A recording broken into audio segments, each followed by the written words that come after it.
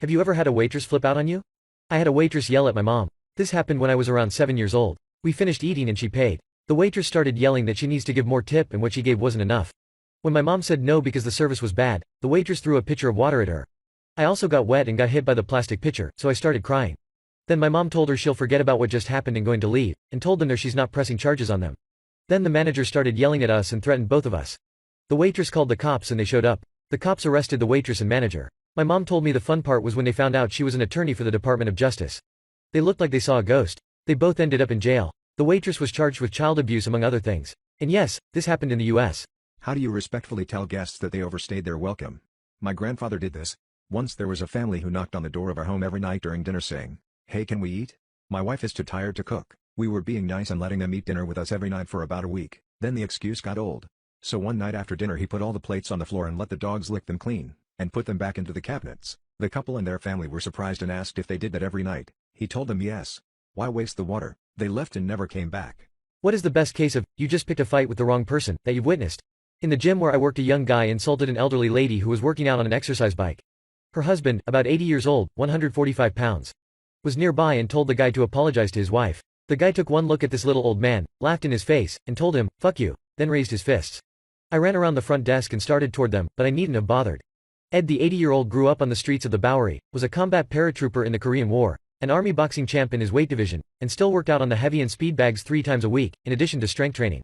The guy never knew what hit him. 3 times. When he came around a minute later, with a swollen jaw and a broken nose, he started screaming that he was going to call the police. Ed told him, "Here, use my phone." And I told him, "Go ahead. You tell them you got your ass whipped by an 80-year-old man, and the rest of us," there were others gathered around by this time, "will all be your witnesses."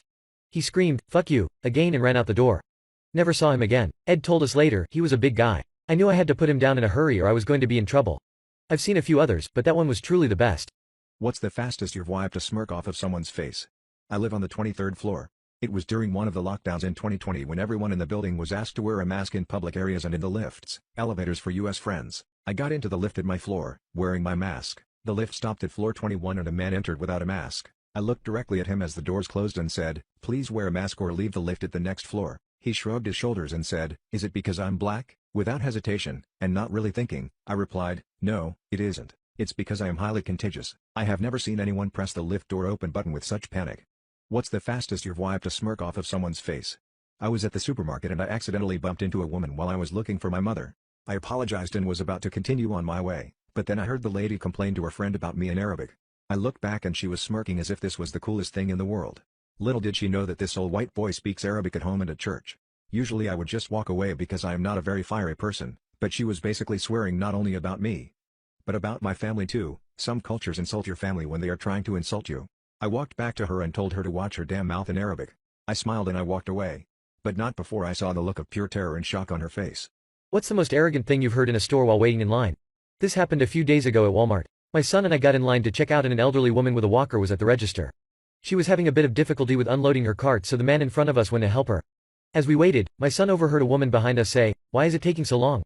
My God, why do they let people like that in stores?" My son turned to the woman and said, "For the same reason they let people like you in here. They have to eat too. I hope you find yourself in her position one day and remember how rude you are now."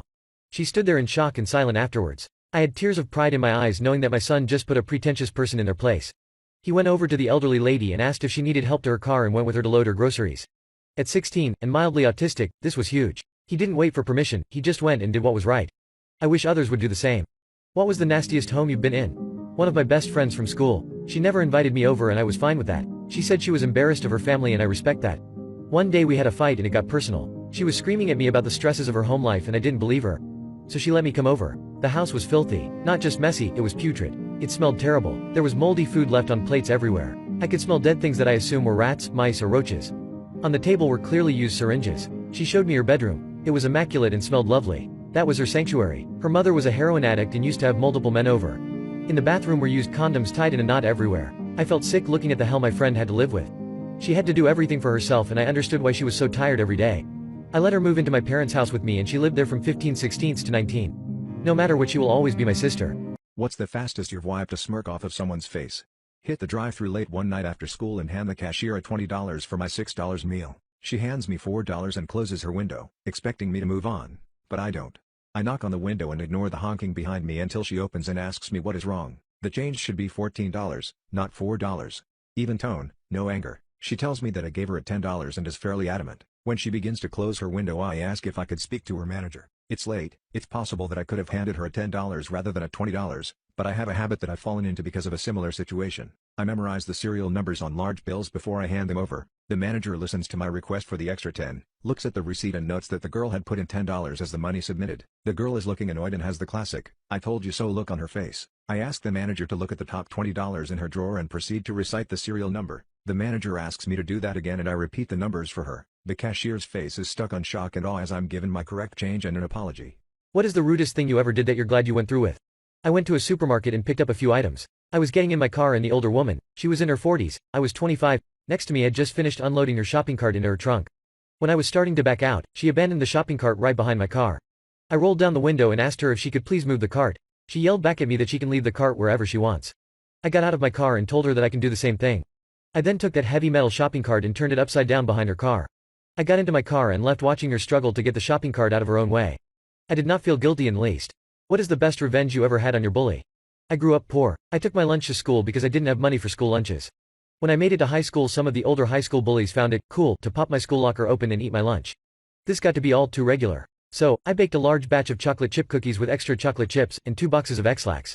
These were locked securely in my school locker so no one would accidentally dose themselves with an extreme dose of laxative.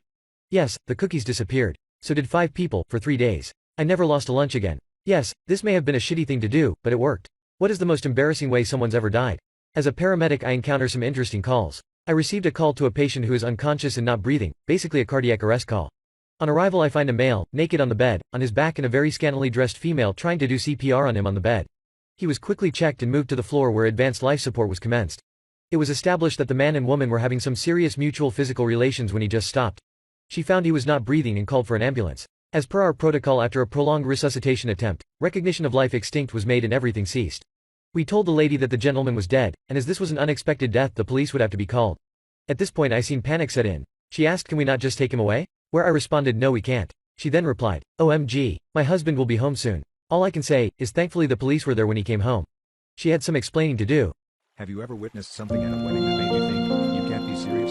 About 30 years ago I was the plus one on a wedding invitation. The guests were all seated in church, the couple were at the altar and the minister was working his way through the ceremony. At the point where he said, "If any person present knows of any legal impediment why this couple should not be married, speak now or forever hold your peace," the bride spoke up.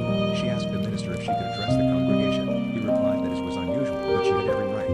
So she turns to the guests and starts what I can only describe as a best man speech or the bride's father's speech at the reception.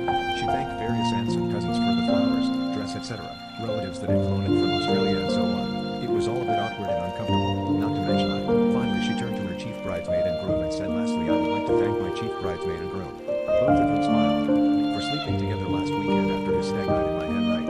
And for those that don't believe it, here's the videotape. She marched out of the church, handing the tape to the groom's mother. What did your parents punish you for that you didn't actually do? I'll never forget this one. When I was about 11 to 12, my mother thought I'd eaten one of her lollies, so she made me throw everything up so she could search my vomit for them. She had a jar of sweets for Christmas, and one day she gathered me and my 2 siblings around it. There was a chocolate on the very top. "Where is it? Which one of you ate it?" Each of us denied eating such a thing. At first she made us all sit in separate rooms and face the corners for 40 minutes, until someone could confess that they did it. We never did, so she moved on to something else. She made us all sit in a row, and gave us each a large cup of salt water. Drink it all. We each nailed down the disgusting, dehydrating, sodium-filled cup, until we started gagging and feeling ill. My sister vomited first, absolutely everywhere. The immense amount of salt made her throat hurt, absolutely agonizing pain. She was crying as my mum searched through her vomit scattered all over the floor. My sister hadn't eaten the lolly. Next came my brother, also projectile vomited. She did the same, searched through his vomit, to find absolutely nothing. I rarely vomit, it's very hard for me to do so. She forced me to down another bottle of salt water. Still no vomiting. While I was drinking the second glass, my dad came home to see what was taking place in his home. My parents got in an argument, and we found out it was my father who took the chocolate. I eventually vomited, and was consistently doing so for 2 days, absolutely dehydrated and bedridden.